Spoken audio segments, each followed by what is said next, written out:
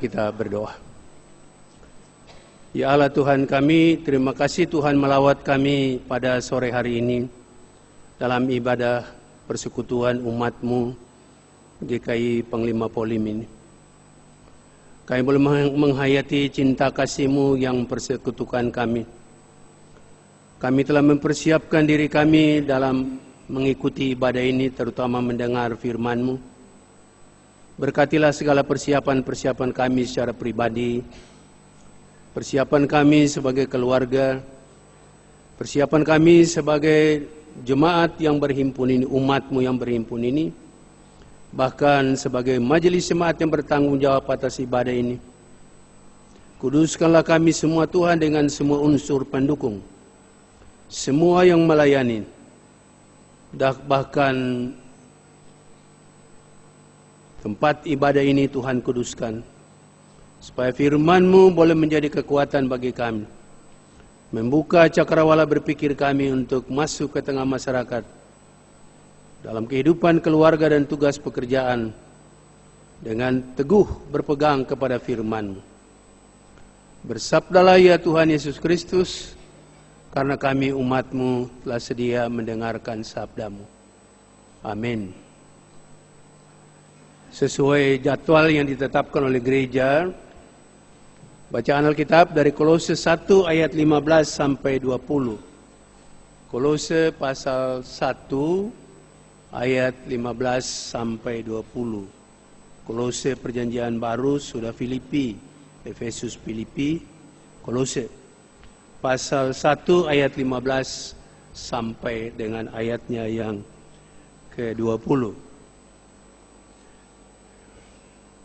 Bolehkah kita membacanya berbalasan? Yang lahir pada bulan Januari sampai antara Januari sampai Juni membaca ayat ganjil, dan yang lahir antara bulan Juli sampai Desember membaca ayat genap. Kita berbalasan. Bolehkah begitu ya? Baik, kita mulai yang lahir antara bulan Januari sampai Juni. Lalu berikutnya ayat genap antara bulan Juli sampai Desember membaca ayat genap. Mari kita bersama-sama membaca. Ia adalah gambar Allah yang tidak kelihatan, yang sulung, lebih utama dari segala yang diciptakan.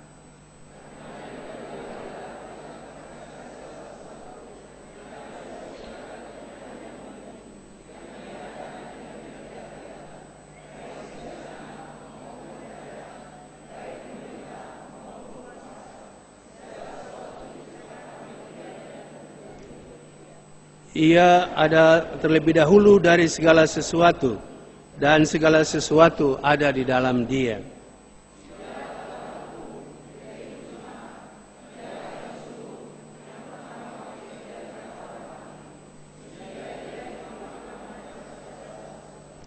Karena seluruh kepenuhan Allah berkenan diam di dalam Dia.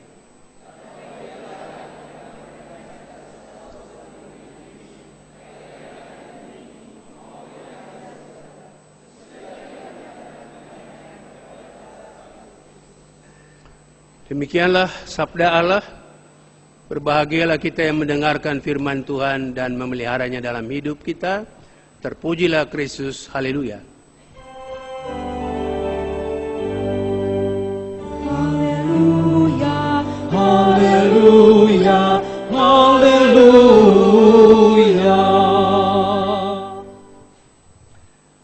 Bapak Ibu, saudara-saudari, ada keresahan yang luar biasa dalam jemaat Kolose. Epafras sebagai pemimpin jemaat tidak mampu mengatasinya dan harus memberitahukannya kepada Paulus dalam penjara. Ada ajaran sesat yang merajalela dalam kehidupan jemaat umat Allah, dan itulah yang mengacaukan masyarakat. Ajaran ini disebut gnostik, artinya pengetahuan. Jadi mungkin pernah dengar istilah itu gnostik, artinya pengetahuan. Ajaran ini mengajarkan bahwa dalam hidup ini ada materi dan ada roh. Ada materi satu pihak, ada roh. Materi itu pada hakikatnya jahat, termasuk daging kita. Jahat adanya. Dan kejahatannya itu bersifat kekal. Kekal, tidak bisa diselamatkan oleh roh. Di lain pihak ada kehidupan roh. Dan roh itulah yang selamat. Itu kira-kira ajaran tentang oleh Gnostik tentang materi dan roh, jasmani dan rohani. Itu dipertajam, dibedakan secara tajam. Dan dikatakan bahwa Allah itu roh. Allah itu roh dan kekal. Karena itu Allah tidak mungkin menyentuh dunia ini, materi. Materi itu adalah jahat, tidak mungkin Allah menciptakan materi, menciptakan dunia ini, termasuk menciptakan manusia. Kira-kira begitu. Itu ajaran itu, mengajarkan demikian. Dan karena Allah itu baik, tetapi lebih lanjut diajarkan bahwa Allah dalam perjanjian baru itu bukan Allah yang sejati. Itu meresahkan kehidupan warga jemaat. Mungkin Anda pernah mendengar ajaran seperti itu ya di dalam kehidupan gereja-gereja, dan setidak-tidaknya merupakan penerapan dari ajaran yang muncul di kalangan jemaat Kolose pada waktu itu, dan terutama mempengaruhi kehidupan etika. Karena daging ini atau jasmani ini jahat, jadi jauhkanlah hal-hal yang jasmani. Jauhkanlah materi melalui puasa, melalui bertarak, selibat, tidak menikah dan sebagainya. Itu diajarkan demikian. Jadi membenci yang materi dan jasmani itu, yang badani ini, dengan cara itu, ekstrim yang satu. Tetapi pada ekstrim yang lain dikatakan bahwa karena tubuh kita ini, daging materi ini tidak diselamatkan, walaupun kita berusaha sedemikian rupa untuk mengenal Allah, percaya kepada Allah, tapi tidak akan selamat tubuh kita ini. Karena itu tubuh kita itu puaskanlah semaunya. Jadi daging kita ini dipuaskan semaunya. Itu yang mempengaruhi kehidupan etika. Lalu menjadi meresahkan kehidupan masyarakat waktu itu. Itu ajaran Gnostik. Nah, untuk mencapai Allah yang baik itu, Allah yang rohani itu, orang membutuhkan jalan yang rumit lewat pengetahuan yang diajarkan, dan itu hanya bisa dipenuhi oleh orang-orang yang mempunyai pengetahuan yang tinggi, filsuf dan sebagainya. Sedangkan rakyat biasa tidak mampu untuk menempuh jalan itu untuk mencapai Allah yang roh dan yang baik itu. Itu ajaran ini yang meresahkan. Sehingga Paulus melihat bahwa ajaran ini sangat berbahaya terutama dalam kehidupan etika. Pada satu pihak membenci materi dan menjauhi kedagingan. Lalu pada lain pihak orang memuaskan kehidupan ini dengan memuaskan materi, memuaskan jasmani. Kedagingan kita dipuaskan karena toh itu tidak menentukan masuk surga atau tidak. Tidak menentukan. Nah, karena itu maka Paulus menjelaskan lewat bacaan ini bahwa dengan mengangkat Kristus sebagai pencipta, raja, penyelamat dan selanjutnya kita lihat dalam bacaan ini. Tapi prinsip pokok yang mau dijelaskan di sini adalah kekristenan itu bukan agama dalam arti budaya. Agama itu upaya manusia membangun jalan kepada Allah. Itu agama. Upaya manusia untuk membangun jalan untuk mencapai Allah, mendirikan tangga untuk mencapai siapa itu Allah. Itu agama. Kekristenan bukan agama di situ. Kekristenan adalah jalan yang dibangun Allah ke dunia ini, dan lewat jalan itu kita selamat. Itu yang dikatakan sebenarnya mau dijelaskan lewat bacaan ini. Itu kekristenan. Jadi kekristenan sekali lagi bukan agama dalam arti budaya, bahwa sekali A berarti itu bahasa Sanskerta, A dan gamma, tidak kacau. Jadi supaya para dewa itu tidak mengacaukan hidup manusia di dunia ini, maka kita berusaha menyenangkan mereka dengan cara berpuasa dan sebagainya, dengan cara sedekah dan berbagai aturan-aturan agama. Tapi kekristenan tidak begitu. Jalan yang dibangun Allah ke dunia ini, supaya lewat jalan itulah Anda memperoleh keselamatan. Bukan soal roh dan daging, materi dan rohani, bukan. Seluruh kehidupan totalitas diciptakan oleh Allah, dan kita melewati jalan yang dibangun oleh Allah, yaitu jalan itu adalah Kristus. Maka Kristus menyebut dirinya, akulah jalan, kebenaran dan hidup. Nah, Paulus ingin menggambarkan, menjelaskan di sini supaya warga jemaat memiliki suatu etika kehidupan atau katakanlah perilaku yang baik di tengah-tengah masyarakat dengan memahami siapa itu Kristus. Itu maksudnya di sini. Karena itu kita mencoba melihat dalam bacaan kita ada kata-kata kunci. Yang pertama adalah Kristus adalah gambar dari Allah. Kristus adalah gambar dari Allah. Nah, gambar di sini berarti representasi, mewakili Allah. Itu Kristus adalah mewakili Allah. Tapi juga dalam istilah lain manifestasi. Kristus adalah manifestasi secara sempurna dari Allah yang tidak kelihatan. Itu mau dikatakan begitu dalam bacaan ini. Jadi Kristus menghadirkan Allah yang dianggap jauh di sana, tidak bisa ke sini. Allah yang hadir di tengah-tengah kita, itu beda dengan ajaran gnostik tadi, Allah tidak datang ke sini. Tetapi dalam ajaran Kristiani, Kristus menghadirkan Allah lewat dirinya, memanifestasikan Allah sedemikian rupa, agar dapat dilihat, dikenal, dipahami oleh manusia. Karena itu maka Yesus disebut anak Allah di situ. Istilah anak mengungkapkan bahwa dia memanifestasikan kehadiran Bapanya atau Allah itu bagi manusia. Dan karena itu maka mereka yang mengikuti Yesus juga menjadi gambar Allah. Kita lihat dalam Kejadian 1 ayat 26, Allah menciptakan kita segambar dan serupa dengan Dia. Tapi itu makin jelas di dalam Kristus, Yesus itu sendiri. Dan memang sekalipun dosa, oleh karena dosa maka gambar ini menjadi rusak. Kita bisa menyeleweng, menyimpang dan sebagainya, dan gambar ini menjadi rusak. Tetapi dosanya diampuni oleh Kristus. Jadi setiap orang yang percaya kepada Kristus harus bisa menghadirkan Allah dalam hidupnya. Dengan belajar dari Yesus. Anda melihat saya, Anda tahu bahwa Bapak saya kira-kira seperti apa.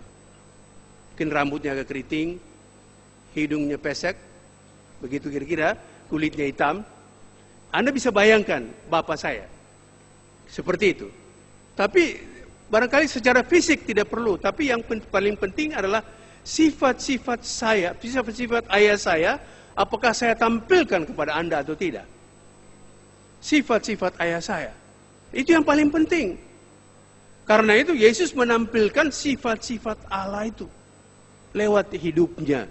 Dan setiap orang percaya menampilkan sifat-sifat Allah itu dalam hidupnya setiap hari. Sifat Allah dalam kehidupan keluarganya, dalam pekerjaannya, dalam pelayanannya, dan dalam tugas-tugasnya. Itu dimaksudkan di sini.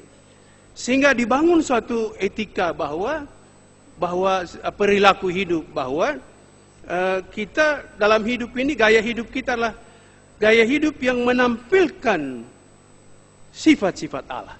Dan sifat Allah itu secara universal. Tidak hanya untuk orang Kristen. Universal, yaitulah kasih, kebenaran dan keadilan. Sifat-sifat Allah. Sehingga kita kalau percaya mengikuti Yesus berarti kita menjadi orang-orang yang memanifestasikan sifat Allah dalam kehidupan kita. Dan gaya hidup kita memang harus begitu. Gaya hidup kasih di tengah-tengah masyarakat dan lingkungan kita. Tidak seperti ajaran gnostik tadi yang saya katakan. Yang kedua dari bacaan ini diungkapkan bagi kita adalah Kristus adalah yang sulung. Kristus adalah yang sulung. Istilah ini menarik juga untuk kita lihat. Yang sulung bukan dalam arti waktu. Saya anak sulung, dalam keluarga saya dan ada adik-adik saya. Bukan begitu maksudnya. Artinya dalam pengertian waktu saya duluan lahir, baru yang belakangan. Bukan begitu maksudnya. Tetapi yang sulung dalam perjanjian lama berarti gelar kehormatan. Dia yang sulung berarti dia mendapat gelar kehormatan. Kehormatan. Atau karena itu maka berhubungan dengan gelar Mesias. Yang diurapi, yang sulung, yang dikasihi Allah. Yang sulung. Jadi kita lihat dalam bacaan kita sebenarnya diangkat ini untuk kita menghayati bahwa yang sulung berarti yang dikasihi Allah. Israel adalah yang sulung, yang dikasihi Allah. Gereja adalah yang sulung, yang dikasihi Allah. Tidak berarti bahwa Allah tidak mengasihi yang agama lain, tidak. Allah mengasihi agama-agama lain, tetapi dia lebih mengasihi yang sulung itu. Karena itu status yang sulung itu yang harus dijalani, ditumbuh kembangkan dalam kehidupan kita. Jadi kita melihat dalam perjanjian lama bahwa yang sulung selalu dikorbankan.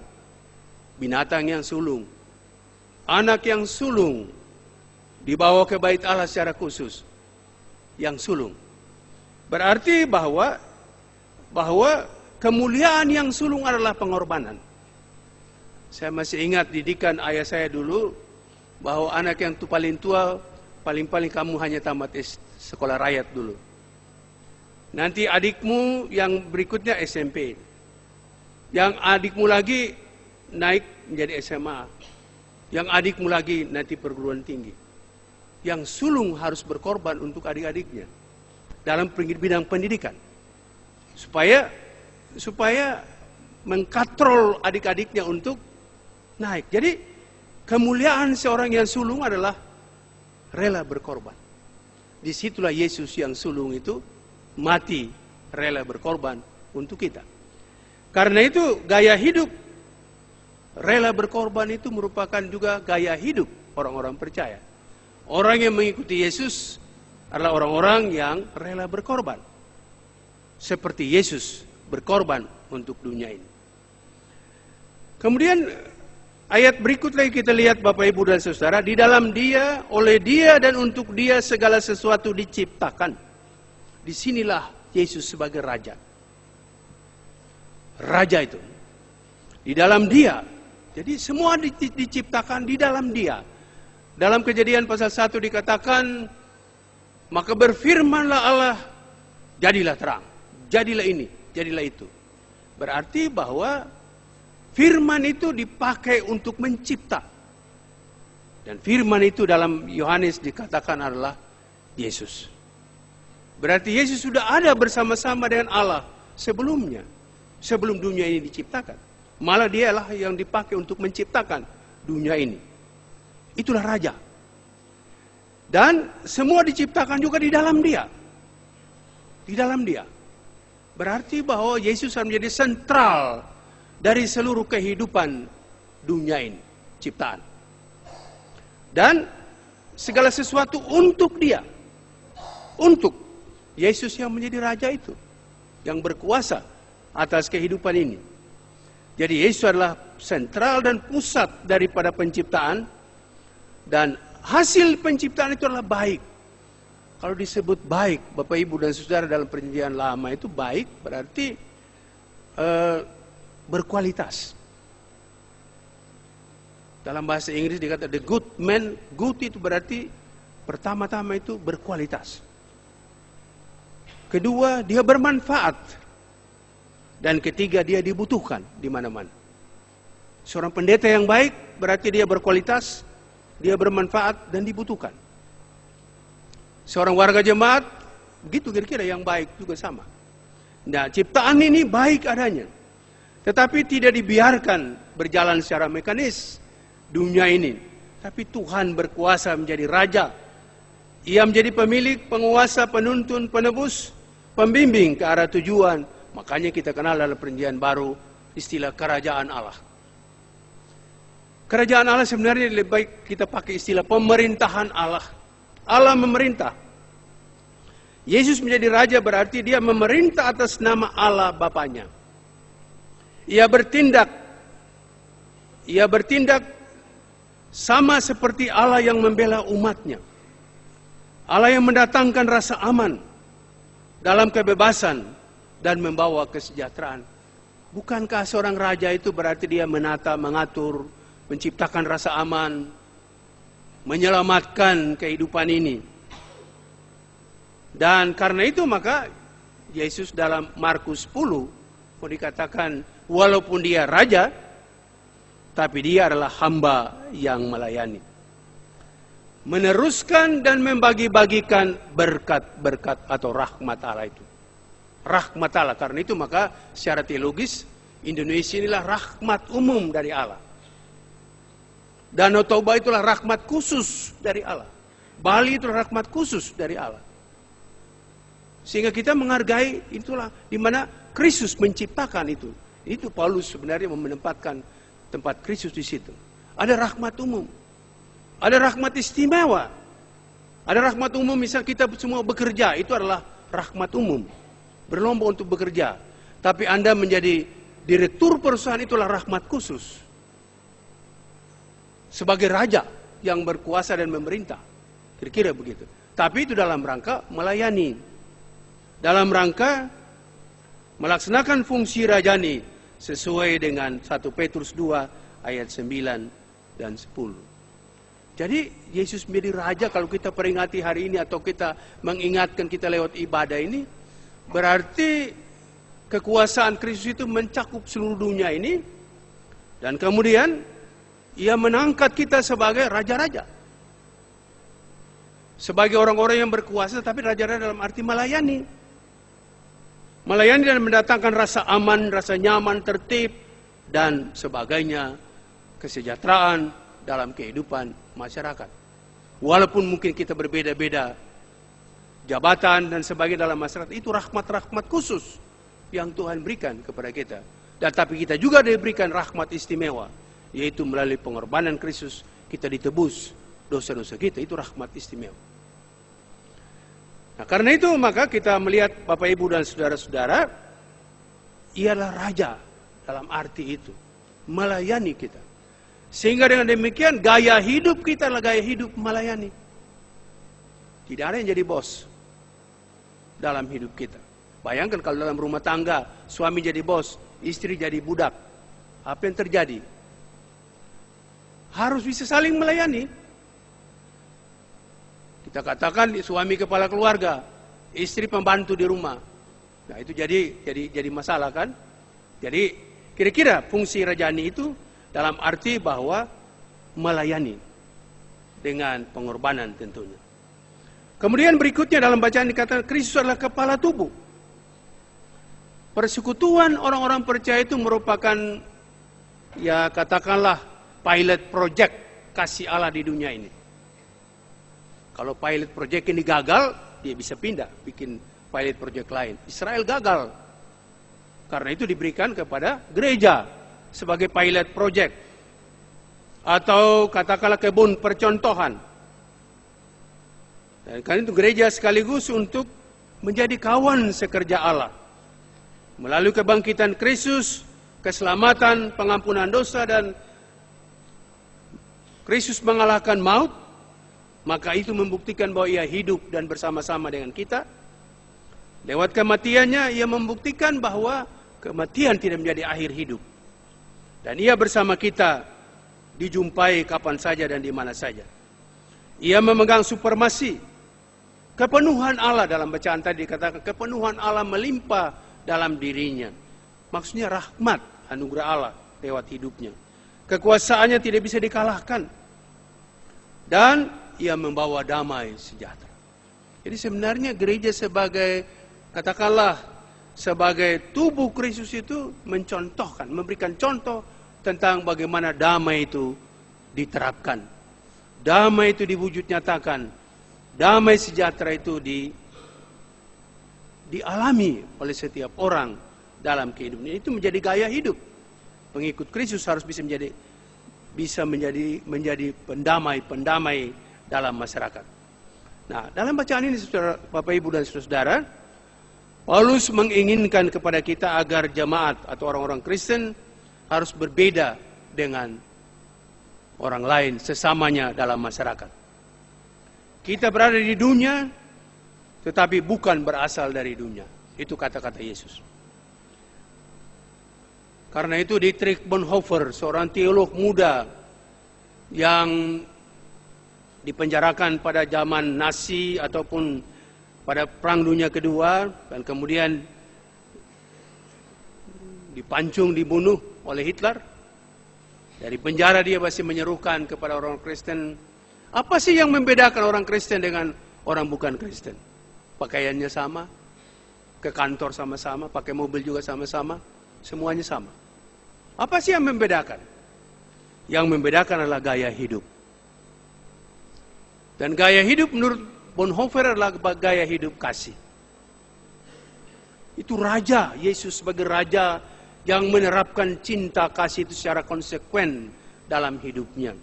Itu supaya kita juga menjadikan kasih itu sebagai gaya hidup kita sehari-hari. Gaya hidup yang melekat kepada Kristus, maka Anda bisa menerapkan kasih itu dengan benar. Dengan pengorbanan, dengan melayani, membawa damai. Dan karena itu etika atau moral yang kita bangun adalah mencontoh kepada Yesus. Masyarakat kita kehilangan pegangan dewasa ini, Bapak Ibu dan Saudara. Beragama memang semarak di mana-mana. Beragama, agama apa saja banyak tumbuh. Malah agama-agama suku juga mulai muncul sekarang. Semarak. Ada ratusan peraturan undang-undang disusun oleh DPR. Ada perda-perda dan sebagainya. Kita kaya dengan tradisi-tradisi, adat istiadat. Tetapi sehari-hari kita tidak punya etika. Anda perhatikan dalam kehidupan masyarakat kita. Agama tidak mampu mengajarkan tentang etika. Karena hanya sejumlah aturan yang diterapkan. Membunuh demi nama Allah, masuk surga. Nah, itu kan begitu. Kekristenan memang mudah-mudahan tidak begitu ya. Tapi gereja ini mengatakan gereja sana tidak ada Roh Kudus, berarti sudah membunuh gereja itu. Iya kan? Gereja saling menjelekkan satu dengan yang lain. Tidak ada etika moral dalam kehidupan. Nah, kita lihat Bapak Ibu dan saudara-saudara, Joseph Fletcher, tahun 1960-an, ia menyerukan atau mengeluarkan satu etika yang menghebohkan masyarakat secara teologis. Etika situasi. Maksud Paulus di sini, kita mempunyai etika yang kuat pada dasar Kristus. Tapi Joseph Fletcher mengajarkan tentang etika situasi. Yang baik dan jahat itu relatif, tergantung saya. Tergantung situasi, makanya etika Fletcher itu disebut sebagai etika situasi. Yang baik dan yang jahat itu tergantung situasi saya. Ada situasi tertentu saya lurus, suatu situasi tertentu saya curang. Itu didukung oleh teori itu. Dan ini terjadi dalam kehidupan masyarakat kita sekarang. Anda ambil contoh, saya biasanya kalau ke kantor STT pagi-pagi itu lewat apa namanya? Tidak lewat Pondok Indah, tapi Pondok Pinang. Terus ke Bayoran Baru, terus ambil ke mana sana? Lewat terus sampai ke Karet, baru ke STT. Itu dari Pasar Tanah Abang itu motor itu bisa lewat. Lawan arus. Etika situasi. Saya yang menentukan, ya toh? Jadi mulai dari peraturan-peraturan yang ada di jalanan orang tidak taat kepada aturan lagi. Tapi etika situasi. Situasi menguntungkan saya lewat. Mobil juga begitu. Mau nyebrang aja gitu toh. Nah itu. Jadi etika situasi. Begitu. Dan itu mulai, maaf Bapak Ibu yang membawa motor dan bisa ikut-ikutan lewat melanggar aturan seperti itu. Itu etika situasi. Itu exception. Nah itu, jadi exception. Nah jadi hal-hal kecil seperti itu akan berkembang menjadi besar. Sekalipun menjadi hakim agung, hakim Mahkamah Konstitusi, saya yang menentukan situasi saya. Begitu. Bukan lagi undang-undang atau hukum. Hakim misalnya, bisa saja menentukan, memutuskan sesuai dengan keinginannya. Bukan lagi undang-undang. Nah ini etika situasi yang terjadi dalam kehidupan. Ada KKN, ada moral yang rusak, makin rusak karena apa? Karena manusia tidak mempunyai etika yang dibangun dengan dasar yang kokoh. Karena itu Paulus mengungkapkan bahwa Yesus adalah Raja. Bangun hidup ini, etika dan moral hidup ini pada Yesus sebagai Raja itu. Di situ. Dengan memahami itu, maka kita akan memiliki nilai-nilai. Nilai-nilai yang benar dan yang baik dalam kehidupan masyarakat. Etika, kita membangun gaya hidup kasih. Itulah yang dikatakan oleh Paulus di sini. Yesus sebagai Raja membangun etika dan kehidupan yang berbelas kasih satu dengan yang lain. Amin.